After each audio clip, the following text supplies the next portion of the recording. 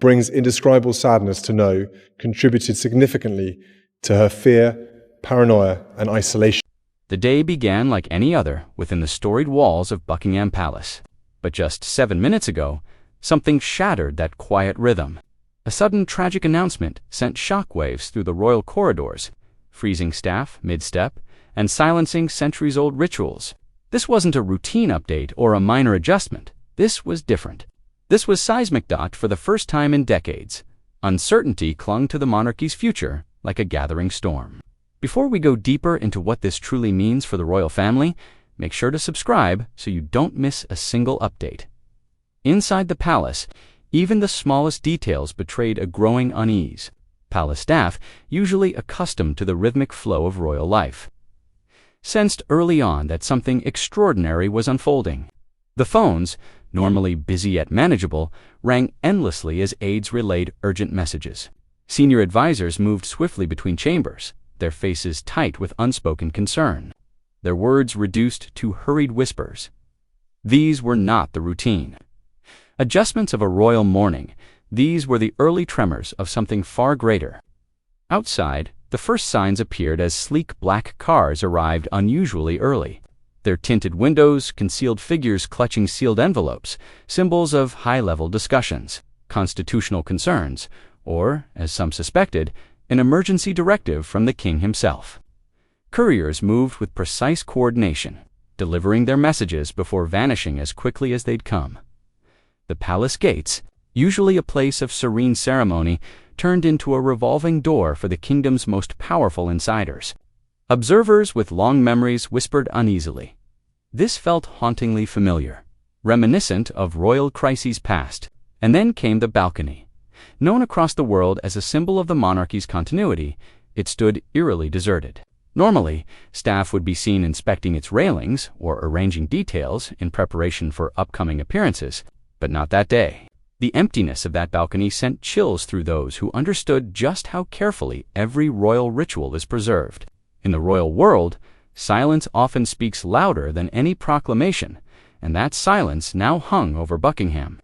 Like an approaching storm. Veteran palace workers, their instincts sharpened by decades behind gilded doors, exchanged uneasy glances. Many later admitted they hadn't felt this level of tension since the days surrounding Queen Elizabeth II's passing.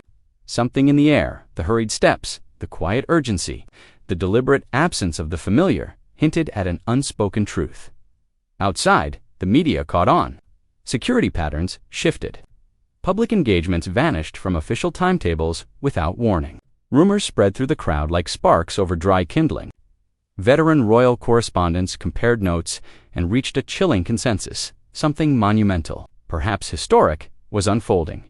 It wasn't a question of if an announcement was coming, but when, and how devastating its impact might be. Inside, a realization began to take hold among those closest to the institution. The movements were too coordinated. The silences too deliberate. The atmosphere too heavy. This wasn't an ordinary day. This was the calm before a seismic royal shift. Whispers rippled through corridors and press. Rooms alike, a monumental decision was on the brink of breaking, and when it did, the monarchy's path would never look the same again. But the silence didn't last long. Behind closed doors, whispers turned into strategy, and the first signs of the king's stunning decision began to emerge. Witnesses said King Charles appeared earlier than usual, but avoided photographers, speaking to no one. His usual warm nods were replaced by distant stares. His steps slower, almost burdened. For weeks, rumors had swirled about his state of mind and growing internal pressures. But this morning, those whispers took shape. The monarch had withdrawn deep into the palace's private wing. A move insiders say only happens before history-altering declarations. Inside, his abrupt change in routine set off quiet alarms. Normally, the king begins his day with well-rehearsed gestures, a brief wave to staff, a few calm words to photographers, small signals of stability. But not today. Charles bypassed every familiar stop, striding past aides and security without a word, heading straight toward a secluded chamber near the picture gallery. Those who saw him described not the confident stride of a monarch at work, but the heavy, deliberate steps of a man burdened by something far greater than duty. Close aides were summoned urgently, their movements sharp and tense. These were no ordinary briefings, one by one. Senior advisors entered the king's quarters, their faces grave, their voices hushed. A few clutched thick archival folders, the kind reserved for constitutional matters or succession planning. For those watching, it was a chilling sign. Whenever the past is brought out in ink and parchment, it means the future is being rewritten. Inside his private rooms, Charles remained isolated for hours. Sources later described him as reflective, withdrawn, pacing slowly, pausing over documents as though silently rehearsing a decision he could no longer postpone. For months, talk of his health and emotional strain had been dismissed as idle gossip, but this morning, his isolation felt deliberate, almost ceremonial, a preparation for something irreversible. Even his private secretary wasn't called immediately. Those who know him best understood this was the king's way of confronting a burden alone before setting the machinery of monarchy in motion. Adding to the unease was Queen Camilla's sudden absence. From all public duties, no statements, no substitutions, no explanations. Her silence became its own story. For a woman who had carefully built her public role beside Charles, her withdrawal at such a critical moment raised more questions than answers. Was she stepping back by choice, or was her absence decided for her? No one knew. And that mystery deepened the sense that something monumental was unfolding behind closed doors. Senior courtiers, usually the calm guardians of royal routine, now struggled to hide their unease. Some were spotted whispering urgently. Others clutched documents tight to their chests, shielding them from curious eyes. Rumors rippled through staff channels with growing intensity. One phrase, repeated in hushed tones, sent shivers down the halls. Something's being drafted, something final. Those words carry their own gravity. They speak not of minor changes, but of declarations that alter history itself. As the hours passed, the king's retreat took on the air of an inflection point, a quiet, irreversible moment, when the future was being decided by a solitary figure behind ancient doors. And as Charles withdrew further from view, another royal presence began to rise. A subtle yet unmistakable shift in power was already underway. Prince William, these were the trusted few who had stood beside him through transitions, crises, and coronations. Yet even they sensed that this night was unlike any other. There was a solemnity to Charles's presence, a quiet gravity that stripped away royal formality and revealed something far more human. A man facing the limits of power, time, and legacy. He began to speak slowly, his words carrying a rare vulnerability. He acknowledged what many had whispered, but few dared to say aloud, the weight of centuries pressing on his shoulders, growing heavier with each passing month of his reign. His health, though carefully hidden from public scrutiny, had become an unspoken concern within palace walls. For a monarch raised to symbolize continuity, the realization that his own endurance might not meet the expectations of the crown cut deeply. His voice, normally steady and measured, carried a tremor that silenced the room. Then came the moment that shifted everything. Charles revealed that this gathering was not spontaneous. For months, he had been quietly crafting a contingency plan, one involving significant constitutional changes, designed to secure the monarchy's long-term stability. This was not about ceremonial symbolism. This was structural. Those gathered were stunned to learn that this framework wasn't born of panic, but of patient, deliberate planning, a path he had built in secret. His confession deepened as he voiced his greatest fear, that without swift, decisive action, the monarchy might fracture under the strain of modern pressures, internal divides, and generational shifts. The institution he had dedicated his life to preserving could crumble if leadership failed to adapt. His words carried urgency and sorrow. It was as though he knew his reign might not be remembered for what he accomplished, but for what he chose to relinquish. Then came the sentence that froze the room. He paused, looked around, and said quietly, "The future may not have me in it." The impact was immediate. Advisors shifted in their seats.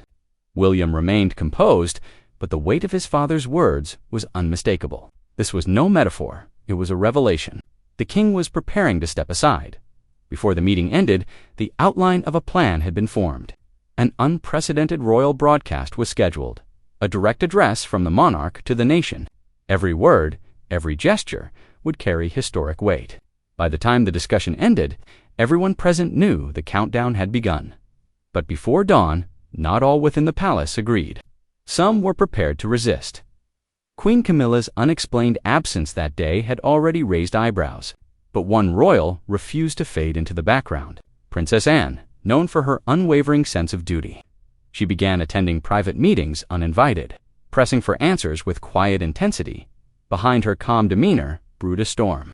Anne had no intention of letting the monarchy's foundations be rewritten without challenge. Camilla's absence, once dismissed as coincidence, now felt deliberate. She withdrew from several engagements without explanation. No substitute appearances, no statements, no attempts to fill the void. For a woman who had spent decades shaping her public role beside the king, this sudden silence was deafening. Her retreat sparked a wave of speculation that rippled through the palace and beyond. This wasn't a missed appearance. It was a vanishing act at the most critical moment in modern royal history. Her allies, once prominent voices in palace communications, found themselves sidelined. Media coverage that once spotlighted Camilla's charitable work and influence began to fade. In its place, the headlines turned toward William, Catherine, and the monarchy's emerging future. It wasn't coincidence. Within the royal ecosystem, even coverage patterns send signals, and Camilla's fading visibility hinted at a power shift already underway. Amid that quiet vacuum, Princess Anne made her move. Normally content to operate within boundaries, she now appeared in closed-door discussions uninvited. Her presence wasn't dramatic. It was deliberate, commanding, and undeniable. Advisors accustomed to her reserved efficiency found themselves fielding her sharp questions about the king's contingency plans and the pace of reform. Anne's tone carried the authority of a woman who had spent her entire life defending royal tradition. She wasn't there to observe. She was there to ensure that change would not go unchallenged, even in public. Anne's subtle gestures began to speak volumes. At formal ceremonies, where every motion conveys meaning, she quietly withheld the small gestures of deference that usually reinforced Camilla's presence. These were not loud acts of defiance, but coded signals of disapproval, visible only to those fluent in royal language. The tension between Anne and Camilla had long, deep roots. It hadn't formed overnight. Their complicated dynamic dated back decades through shifting roles, polite distance, and mutual calculation. While Camilla rebuilt her image with charm and patience, Anne remained the monarchy's steadfast pillar, admired for her devotion, not reinvention. That contrast had always existed, simmering beneath royal decorum. But now, with Camilla's withdrawal and Charles's shocking decisions looming, those old rivalries resurfaced with sharper edges. Anne's reemergence added a new layer to the unfolding royal drama. She embodied stability, tradition, and duty, a counterbalance to Charles's modernizing instinct and William and Catherine's progressive vision. Her presence reminded everyone that the monarchy is not a single voice, but a constellation of power centers, each with its own vision for survival. By inserting herself into the decision-making process, Anne became the traditionalist counterweight to her. Brothers reformed as the palace quietly divided between caution and change. The world outside began to sense history in motion. By sunrise, speculation had exploded. News vans filled the streets around Buckingham Palace. Reporters scrambled for leads. Social media erupted with theories: abdication, regency, constitutional crisis. Facts didn't matter. The silence did. The palace had gone quiet, and in that quiet, the world heard everything by morning. Buckingham had become a global epicenter. International broadcasters launched non-stop coverage. Headlines spoke of unprecedented developments and historic decisions. This wasn't the noise of celebration, it was the hum of anticipation before history breaks. Online. Speculation hit a fever pitch. Hashtags like #RoyalCrisis and #Future of the Crown trended across continents. Every rumor, every photo, every minor movement was dissected and magnified. Former palace insiders added fuel with cryptic remarks, one describing a planned but tragic revelation, another hinting at a decision months in the making. None offered details, but their tone alone sent shockwaves through an already restless public. Meanwhile, seasoned royal analysts noticed subtle but telling cues. The balcony appearances canceled. The royal social accounts silent. even minor engagements, quietly erased from the calendar. For an institution built on control and ceremony, this silence thundered louder than words. Public debate erupted. Some argued the monarchy must modernize to survive. Others feared change would destroy its identity. What began as an internal matter had become a global conversation. The tension reached a breaking point when an unexpected statement emerged. The king would address the nation that very afternoon. The timing was deliberate, a signal of urgency. Broadcasters cleared their schedules. Commentators called it a defining moment. Whatever the king said next would echo for generations. And then, Buckingham Palace confirmed what the world had both feared and hoped. At precisely 5 p.m., a live broadcast was announced, cameras locked on the palace gates as the royal crest appeared on screens worldwide. When Charles finally emerged, there was no fanfare, no carriages, no trumpets, just a solemn monarch standing before his people. His voice, steady yet fragile, carried the weight of centuries. What he revealed was not an update. It was a turning point. After days of silence and speculation, King Charles confirmed what few dared to imagine. His health, he explained, coupled with the shifting demands of the modern world, had led him to a necessary yet heartbreaking decision. Every pause carried meaning. Every word, emotion. Charles announced the formal initiation of a regency, though he would retain the title of King Videdo Day. Responsibilities and constitutional authority would now rest with his son. It was a step no one expected, at least. Not yet, did at least. Not yet, For a man who had waited a lifetime to ascend, this decision was both shocking and deeply symbolic. Charles's tone remained steady, but behind every carefully chosen word was the weight of relinquishment. He tried to frame it not as an ending, but as a renewal, a chance for the monarchy to adapt, to bend without breaking, to evolve before time forced its hand. Yet, even as he spoke, his eyes revealed what his crown could no longer conceal: sorrow. This was not just a royal decision. It was a human one, a father surrendering to history. For the first time, Charles spoke openly about the monarchy's missteps, the moments where it had failed to meet its people's expectations. It was a confession few monarchs in history had dared to make. Then came his plea to unite behind William and Catherine, the symbols of stability and compassion for a new Britain. His voice wavered only slightly, but the message was unshakable. The future belonged to them now, yet one detail dominated every conversation that followed Queen Camilla's absence: her seat beside the king, empty; her silence, deafening. No explanation, no appearance, no statement. For a figure so meticulously visible, her vanishing act ignited a firestorm of speculation. Was it illness, disagreement, or something far deeper, a quiet acknowledgement that the power she once shared was slipping beyond her reach? When the broadcast ended, the stillness that followed felt like the closing of a chapter. Charles lingered on screen for a moment longer, eyes fixed forward, as if seeing the centuries stretch ahead without him. That single pause, unspoken, raw, echoed louder than any royal proclamation. But behind palace walls, the shift was already underway. Power began to move silently, swiftly, decisively. William's team took command of communications and strategy. Catherine, almost overnight, became the monarchy's face of empathy and renewal. The change wasn't ceremonial. It was structural and unstoppable. Kensington Palace transformed from a secondary office into the monarchy's nerve center. Decisions that once flowed from the king's desk now passed through William's policy, press, and planning, all reoriented toward a new gravitational pull. It wasn't declared, but everyone within the system understood. The center of royal power had quietly moved. William acted with calm precision. Meetings with military leaders, constitutional advisors, and media strategists filled the days that followed. This was no rehearsal. The heir was now the helm. He brought order to uncertainty, clarity to chaos. Those inside described his demeanor in one word: ready. And beside him stood Catherine. Her first public appearances after the announcement struck the perfect balance between composure and compassion. She wasn't simply performing duty, she was embodying it. For a public shaken by the king's retreat, she became a symbol of hope, the calm after the storm. Meanwhile, Camilla's influence faded like the evening sun. Her portraits were quietly removed from key offices. Invitations she once commanded went unaccepted. Those loyal to her found their voices muted. It wasn't an exile, but a soft erasure, a recalibration of relevance in a kingdom turning its gaze elsewhere. Amid the silence, one figure emerged as the steady bridge between eras: Princess Anne. Always steadfast. She stepped into the role of guardian, not of titles, but of tradition.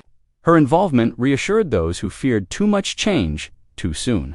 She lent William's new leadership the legitimacy of history and the strength of continuity.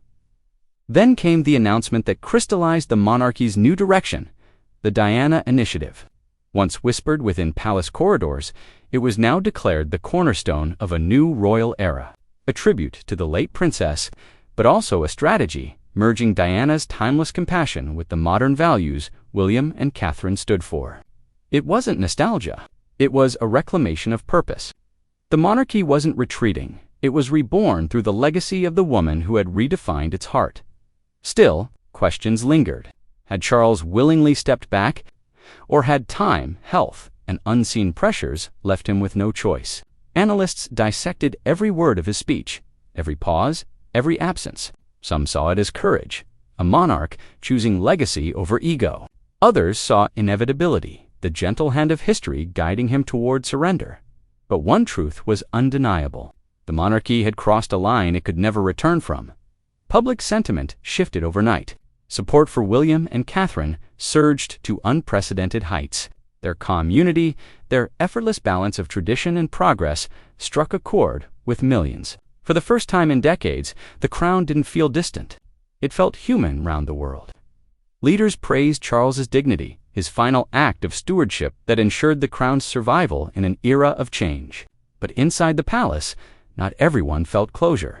Camilla's future remained uncertain. Her absence, still unexplained, symbolized a quiet fracture at the heart of the royal household, one that time alone might not heal through it all. Princess Anne remained the silent constant, the guardian of order amid transformation. She didn't seek the spotlight, but she ensured the machinery of monarchy kept moving with grace and discipline.